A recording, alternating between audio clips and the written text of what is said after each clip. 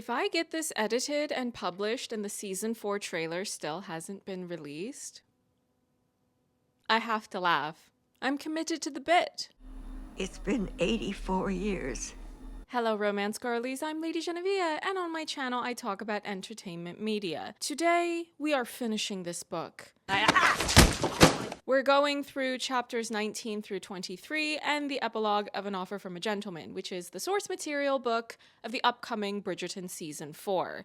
If you want to talk about other books, you can go through my playlist that is full of reviews and discussions of source material books and their film adaptations. On the upcoming list, we have The Housemaid, which is releasing in cinemas this month. I am seeing that one entirely for Amanda Seyfried to serve charisma, uniqueness, nerve, and talent. If you've read that book and you were imagining Amanda as Nina and you've seen the trailer, you already know she's going to devour the role. Then in January, we have People We Meet on Vacation, which only just recently released its trailer. Has the planet gone mad? February, we have Wuthering Heights. Oh boy. You know it's going to be a situation when the adaptation of a book about a black or brown main character who becomes a vengeful, traumatized menace because of English racism, they didn't even give him a last name, is choosing to market itself with an homage to Gone with the Wind. Of all the movies that you could reference, you choose Gone with the Wind. Have you ever read Gone with the Wind? He only circles white people. In March, we have Reminders of Him. I know a lot of you readers out there are not a fan of the author. I'm going to be seeing that film, though, just to see those two actors in action. Tyreek Withers, an agent of chaos who happens to also be part dolphin, because that's the type of range he has. And Micah Monroe. Speaking of her, if any of you are feeling irked at having to wait for however many more years for the Michaela and Francesca season of Bridgerton, you could go and see 100 Nights of Hero. That's a movie for the sapphic romance girlies who think that reading books is important. I feel a bit strange. Can I have some water, please? And then also in March, we have The Dog Stars, which, if a post-apocalyptic romance wasn't enough, it's directed by Ridley Scott. I need a Ridley Scott press tour every 3 to 5 business days for my health and mental well-being. He's a comedian just by being himself. Did you know that he has a cot on set to take naps on, and it's called Ridley's Cot? Comedy! Closer. In October, we have Verity, and I'm also already working on a new source material video, which my patrons already know about because I talked about it in my most recent Patreon video, sharing, among other things, what I read last month. There were 8 books that I read in November, my one and only DNF of this year, as well as an over 200-page long interim report. She's reading lots of things because it means less time spent on apps that allow billionaires to profit off of scroll time. You wanted to add another wing to your bunker you're building on stolen land from indigenous Kanaka Maori? Well, the joke's on you, because all you'll be getting from me is one of these. By the way, what's everyone reading right now? I'm reading a couple of things simultaneously, one of which is this. Did anyone else know that it was only about a century ago that the House of Lords lost their veto power in the English government? As if having a monarchy still to this day wasn't embarrassing enough, they were letting a House of Lords have veto power over legislation? Nothing but a clown show. You're a pack of fools! Every last one of you! So now that I have in mind the fact that the Tories fanned the flame of a certain type of violence in Ireland just to try to sabotage the political party that had managed to get rid of the House of Lords' veto power, I am exactly enraged as I need to be to address these last few chapters of romanticizing the happily ever after of members of the English aristocracy, because if there's one group of people whom we should be empathizing with, it's English aristocracy. Chapter 19. We open with a Lady Whistledown mention of how Posey has been spotted at a recent social event, spending a considerable amount of time staring out the window, almost as if she was looking for someone. That's suspicious. As you should remember, at the end of chapter 18, Violet was in the middle of trying to pitch eligible women to Benedict because Book Violet is especially fixated on getting all of her children married, or at least the ones that are old enough to get married, depending on whichever story you're reading. She's a child! If you didn't know that because you haven't watched my other videos covering the rest of the book up until this point, you of course can look through my Bridgerton playlist in order to catch up on those things first. Violet can tell that Benedict isn't paying attention to what she's talking about, and then he starts to open up to her by asking her about how she met her late husband, Benedict's father. And Violet shares how she knew that he was the one from the first time that they spoke. And to that I say, Violet and Edmund prequel limited series. When is it happening? Let's see it. You know, these 2-year gaps between seasons wouldn't be as insufferable to the interested viewers of this show if we had another love story to fill those gaps. Benofi Season 4, Violet Edmund Limited Series Prequel, Eloise or Michaela and Francesca Season 5, and then a Friedwina Limited Series. Did you think I forgot about them? No, I did not. I still want that show. Charitra is a good person with a kind heart, and she acted the hell out of Season 2 when she wasn't even the endgame. You had better believe I would show up most expeditiously for her getting to have a love story of her own. And then Season 6 of whomever of E or F wasn't Season 5. Benedict reflects on how much love, true love, his parents shared with one another, and he feels jealous in a way over how rare that is to not only find love, but to be able to act upon it. When Violet asks if there's any particular reason why Benedict would be asking about his father, Benedict is hesitant at first, briefly, but then he asks about what happens when one falls in love with someone unsuitable. Now, Benedict and Violet never outright say Sophie's name in this particular conversation, but it seems quite clear to me, or anyone that can pick up on subtext, anyone that's watched the show thus far, that the way that you would play this scene is to have Violet be very obviously aware that Benedict is talking circles around his feelings for Sophie. He might think he's being subtle, but he's doing no such thing. Violet even correctly asks if he's asking about someone who is not of their social class. It's a really sweet conversation in which Violet makes it very clear that although marrying someone of the servant class, yes, she absolutely knows he's talking about Sophie, that life in the Ton would be difficult because there would be gossip and social ostracism, but even so, Violet would support Benedict. Violet tells him that she loves him, she would give her life for him, and she would not banish Benedict for marrying someone unsuitable. Good morning, Mum. How are you? Are you engaged yet? Well, not since you asked last night, no. Benedict realizes, once again, that he loves Sophie the way his parents loved each other, the way his mother still loves her late husband, and that love is the only thing that should matter. Regardless of his years of fantasizing about the woman in silver from the masquerade, he loves Sophie. She's here. She's real. She's not a faraway fantasy, and he loves her. I had no idea.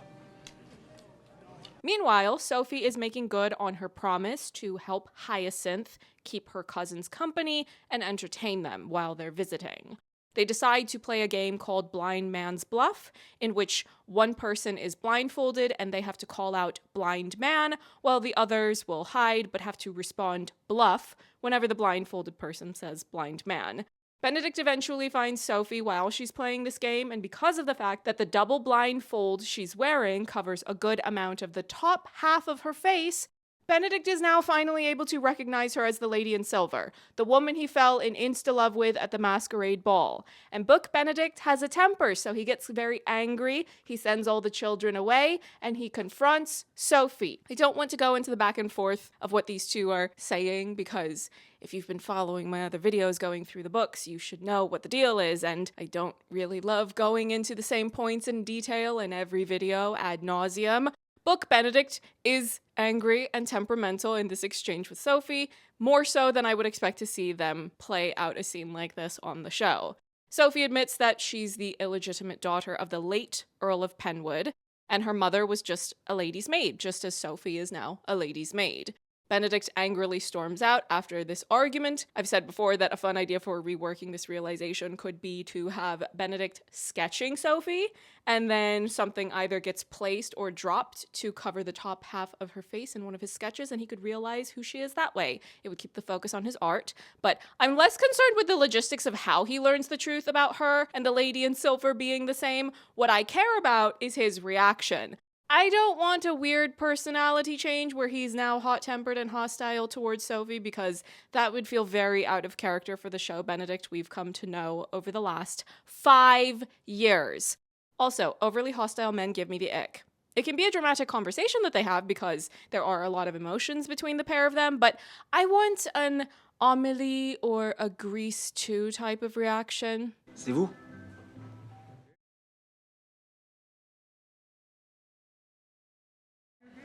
Si, c'est vous, ça.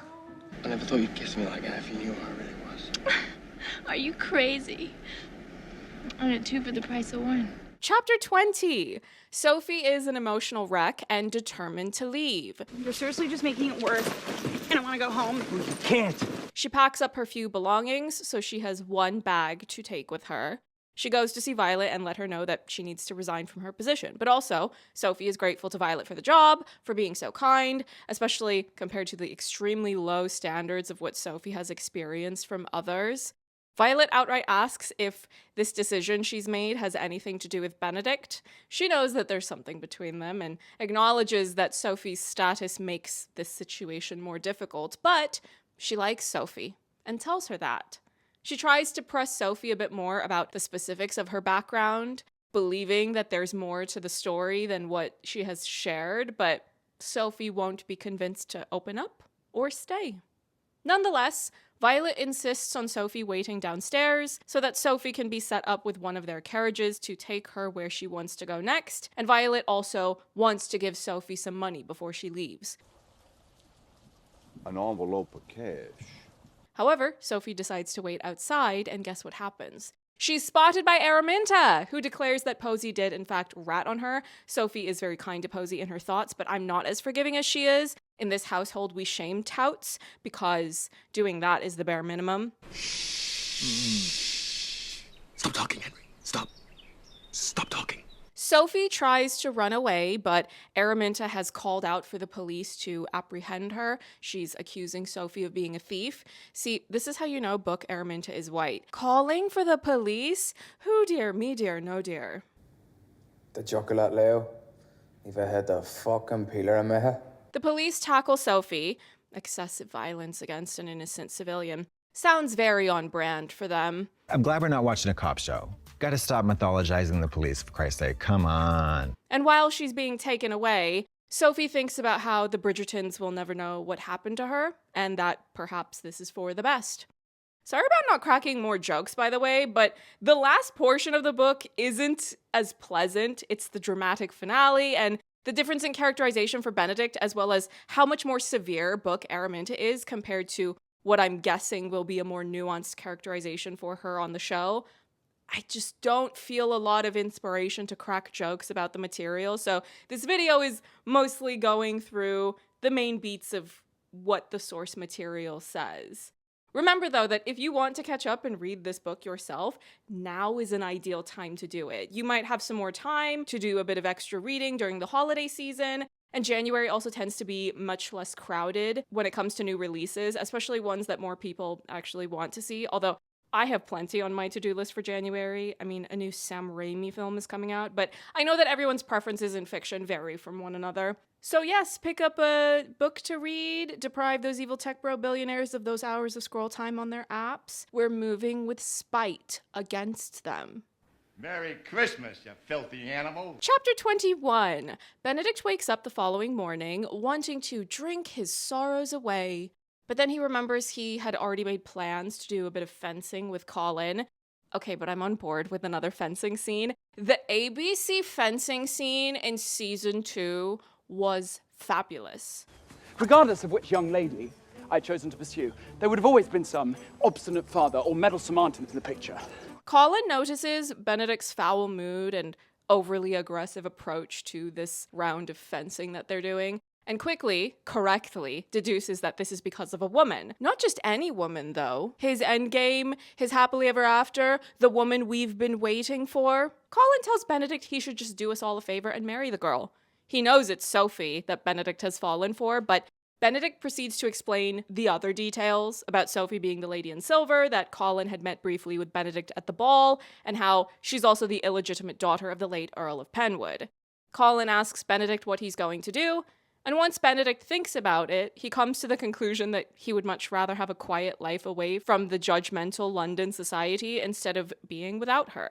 He loves her, and now he needs to apologize to her. Yeah, we know, but perhaps it's too late to apologize featuring Timbaland because she's in jail, you dodo. Can you believe that Book Benedict has the cheek, the nerve, the audacity, and the gumption to tell Book Colin that Sophie also owes him, Benedict, several apologies? Excuse you, no she doesn't. We don't apologize to English aristocrats. That's not how you deal with those people. Benedict decides to go and find Sophie so they can reconcile, but oops, she's gone. Violet shares about how Sophie disappeared before Violet could get her one of their carriages, so she, Violet, assumed that Sophie simply didn't want to and left of her own choosing. Benedict tells Violet about Sophie being Penwood's daughter, and then Francesca comes running in with the latest issue of Whistledown, which has reported on the news of Sophie's arrest. Therefore, they're going to need to go and rescue her. Benedict and Violet get one of the carriages to take them to the jail. Can you shed some light on the current situation? Chapter 22. I don't expect the show to characterize Araminta like this, but in the book, Araminta is like Angelica Houston in Ever After, but 200% more mean-spirited. She's constantly terrorizing the people that work in her household, and many of them are coming and going throughout the book. I mostly skipped over talking about those things because I don't find it particularly comedic to repeatedly tell you about workers being abused. Death. Death to the enemies of the people of the Republic.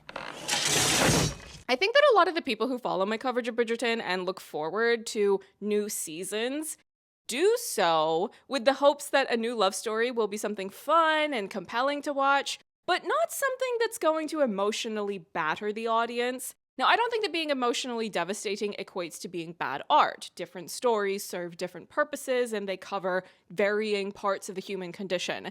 But as this applies to Bridgerton, I watched the show with the hope of experiencing the exhilaration and whimsy that suits wealthy English people falling in love with each other hundreds of years ago with a heavy veneer of privilege on top of everything because they're almost always members of the upper class. Ugh. Sophie asks Araminta why she hates her, and Araminta says it's because Sophie's father loved Sophie. He provided for her and made Araminta live with her. Sophie counters that point by saying that he was only doing those things out of guilt, not love. Araminta claims that he was punishing her for not being able to give him an heir, and I just don't really want to tell you how much uglier this encounter gets, so read the book if you want the full back and forth between them, but it's not pleasant, to say the least. Sophie is currently set to be sent to Australia because it wasn't enough for England to enact violent colonialism against the indigenous people of Turtle Island. They also needed to terrorize Polynesians. I see you, Miran! I see you! Do you know what book Araminta says about Australia? She says that no civilized person of her acquaintance would even consider going there. Civilized? Oh?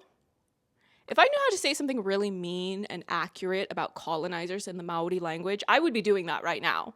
It's good to have new goals, though. We're finishing 2025, so we can all learn new things in 2026.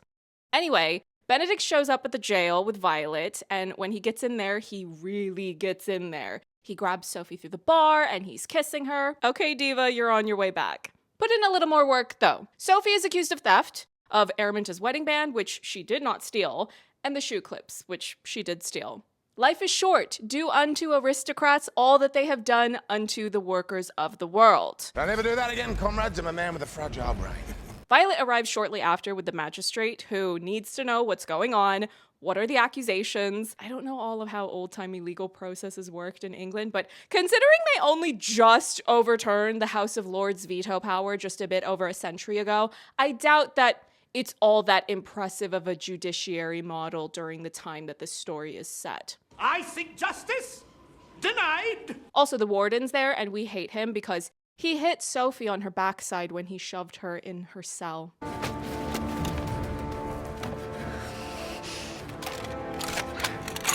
Thankfully, Benedict had already punched him in order to get into this area where Sophie's being held. Obviously, we completely encourage people to go out and punch their local cops. Oh, beat the cops asunder. Benedict declares that Sophie is his fiancée, and Araminta hardly knows how to respond to that revelation. The magistrate, however, goes pale when he learns that Benedict is the brother of Viscount Bridgerton. She is aggravating. Araminta throws a tantrum and various insults towards Sophie and her mother. You want to talk about mothers? Oh, you want to talk about mothers? Benedict responds to that by grabbing Araminta round the neck. When I tell you Book Benedict is a lot, too angry, too aggressive in a way that doesn't match show Benedict, I mean that. But there is no way that I am fighting.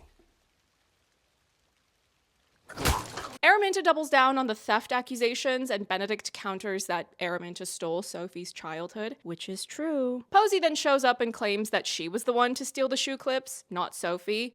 The magistrate orders that Sophie be let out of the cell, but she's not free to go until he gets more information about whatever is going on here with these back and forth accusations and insults. Even though Araminta outranks the Bridgerton family, as she is a countess, whereas Antony's rank is a viscount, Violet says that Araminta will never receive another invitation to social events in the Ton, and Violet can pull that off because she's more popular. And she actually says that in the book, and I am more popular.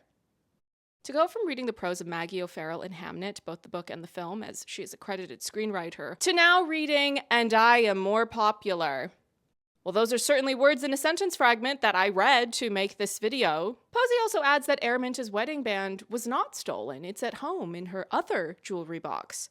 Sophie feels guilty about the idea of how badly Araminta will undoubtedly retaliate against Posey once they go home, and she tries to speak up in defense of Posey and correct the record about who actually stole the shoe clips, but Posey proceeds to elbow Sophie in the stomach to keep her from doing so. The magistrate says that clearly they all despise each other and he wants to know why before deciding who to charge and for what. Sophie proceeds to tell the truth about everything about her upbringing, the death of her father, and having to work in the household afterwards, but she did all of that for no wages. When she mentions not receiving anything from his will, Posey interjects and says, well, that's not true. Sophie had been left a dowry that she was supposed to receive when she turned 20. Now, before then, Araminta's annual portion was to be trebled if Sophie was kept in the house until she turned 20, and Sophie had expected to be turned out of the house at the age of 20. But she wasn't, and she never knew why. Posey says that she read all of this in a copy of the will that Araminta kept in the same jewelry box where she has the wedding band that was not stolen. Sophie is dazed at this revelation since she felt completely forgotten and snubbed by the lack of a dowry, even though Rosamond and Posey had been left dowries, even though they weren't even his daughters by blood. Benedict assures Sophie that he doesn't care about a dowry, he doesn't need one. When the magistrate asks Araminta what happened to Sophie's dowry, oh, now all of a sudden Araminta has nothing to say. And Violet says, well, it's not exactly legal to embezzle a dowry now, is it?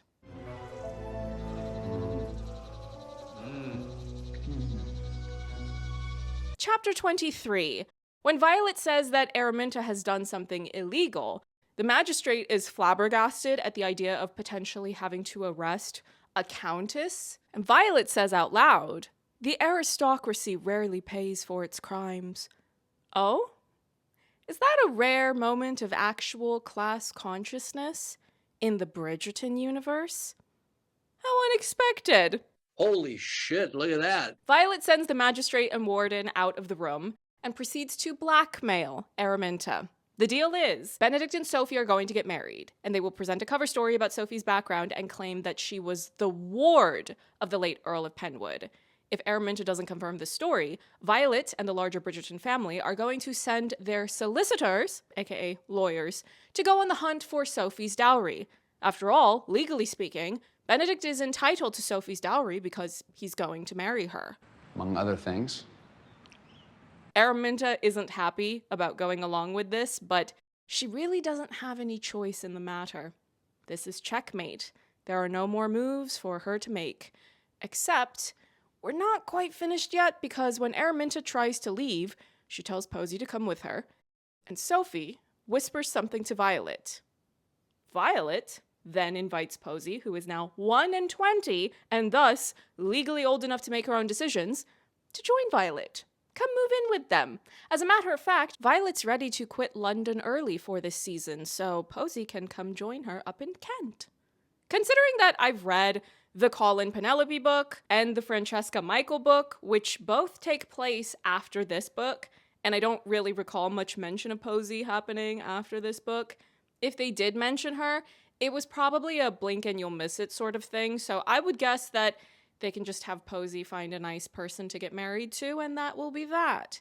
If I think back on the way that the show just completely unceremoniously discarded Edwina and Mary, on top of spending an entire season giving Mary crumbs in the material, I would be very surprised if Sophie's extended family members are seen at all after this season. Araminta and Rosamund are the more villainous characters of her ensemble, but if Posey is a friend and ally, well then why not keep her around? Unless, of course, Isabella is booking loads of other jobs, in which case I say just let her fly around and experience all sorts of artistic variety. I have the Crow Steel book. Miss Isabella has already had the privilege of being terrorized on screen by a member of the Houston family. Isn't that what dreams are made of? Being supernaturally ended by Danny Houston. If I booked an acting job and Jack Houston conspired to successfully steal my family's company away from me, I would be having the time of my life. Call me a lawyer. Not you. Posey is grateful for the support and apologizes to Sophie for never standing up for her. At one point, Araminta lifts her hand as if she's going to hit one or both of them, but Violet threatens to get the solicitors involved again. So Araminta goes on a mean rant against Posey, and she claims that she has had to bribe men just to dance with Posey. And Sophie finally reaches her breaking point, and she punches Araminta in the eye. Sophie says that was for not loving her daughters equally. Finally, Araminta leaves. You don't even exist to me! Benedict thanks Violet for all of her help, and when he tells her, it's a privilege to be your son, she cries! That would be really cute to include on the show. Be more emotionally open with your familial affection. And I said, good morning, Mum. How are you? Don't get emotional. We're not Spanish. Benedict brings Sophie back to his place, and they reaffirm their love for one another, and Benedict says he would have married her regardless of everything else. They could have left London because the only thing he wanted was her.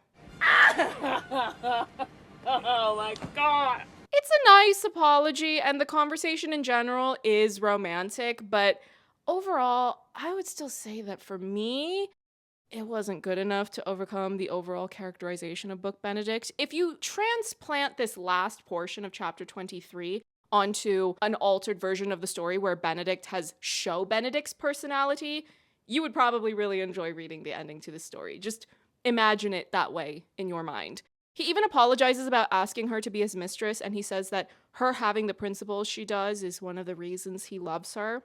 And she has bigger mangoes than you. Sophie declares her love for him too, and also says that she adores his family. And that's cute, considering that we know how much the Bridgerton family love each other, so getting along with all of them is an important part of any Bridgerton love story's happily ever after. You're not just marrying a Bridgerton, you're getting the whole family. Benedict then has the servants run a bath for the two of them because Sophie smells like jail. I'm not going to tell you about all of the salaciousness that unfolds shortly afterwards, but the tasteful thickness of it. Oh my God. One part that I do want to mention is that Sophie had been under instruction from Violet to return to the Bridgerton house by 7 p.m., meaning she and Benedict would have about an hour together. But Benedict keeps saying that she needs to be home by later and later times. So he'll say that she needs to be home by 9, and when she corrects him, he'll say, yes, you need to be home by 11. That's a cute bit of banter. I would like either that back and forth or something quite similar to it to be the signature characteristic of Benedict and Sophie's love story on the show. I want to see cute banter. I'm nobody's +1. I'm VIP, bitches. Bitches, it's just me. One bitch. We always saw that Benedict was like that, especially with his family, because those are the ones that he's closest to. So I think that if he's putting the overly formal veneer aside, this intense propriety that everyone in the town, these English aristocrats live by, just have Benedict and Sophie joking around, break decorum, give us banter. That's what I'm here for. And if you're not going to deliver that, honestly, it makes no difference to me because I will just go and rewatch The Lost City for the umpteenth time. Please mansplain sexism to Oh me. my God, I am a woman. I can't mansplain anything. I'm a feminist, and I think a woman can do anything a man can do. Oh, and one other thing. Sophie tells Benedict that he is the reason she exists, the very reason she was born, and he very nearly cries, to which I say, we'll just go ahead and make him cry on the show. Make him so overwhelmed by how much he loves her that he cries. I will stock up on popcorn and plum wine in preparation. Entertain me. And finally, we have the epilogue. I doubt that much or any of this is relevant to season 4 for reasons that should be obvious once I give you the main points. Benedict and Sophie have been married for 7 years, they have 3 children, and Sophie informs Benedict that she is now pregnant with baby number 4. He's hoping it will be a girl and they can name her after Violet. Benedict definitely feels like a girl dad to me. Well, show Benedict does. Later that night, Lady Whistledown is writing about the news of Sophie's 4th pregnancy. But she decides that 11 years is long enough of being Lady Whistledown and perhaps it's time to stop writing about everyone else's lives and time instead to live her own. The Bridgerton seasons do not do flash forwards like these to how the couples have turned out years on from their love story because each season of the show is a new season in the town itself and also a new love story about another Bridgerton. So any updates about pregnancies and whatnot, those tend to arrive if and when the show chooses to include them. Furthermore, we all know that they switched the order, so there is no way that season 4 would end with a tease of Lady Whistledown revealing her identity because they already did that in season 1, and she's also already now married to Colin. I don't think there's much else for me to say about hopes or preferences for season 4 because I've spoken ad nauseum about this during the off season, about what I would like to see if I were to be given deciding power in how certain aspects of this love story will be told. There are possibly 1 or 2 other Bridgerton video topics that I'm considering doing before season 4 premieres, but for this month, most of my focus is doing end of the year videos about book to film adaptations and also my top 10 video that every film critic does at this time of the year. If we get a new trailer though, this month, of course I will talk about that. I would assume they'll release it closer to the holiday dates. The People We Meet on Vacation trailer was released about a month before it's set to release on streaming, which is something. Doing promotion for your originals at the 11th hour is, well, it's not how I would do it. I've said this before and I will say it again. We knew the release date for The Odyssey over a year before that release date. The film studios that built this industry let the people know about big releases far in advance. Sunrise on the Reaping released its teaser trailer a year before it was released in cinemas. You can let me know which version of communication with the audience you prefer. You having an unnatural allegiance to losers is not like you.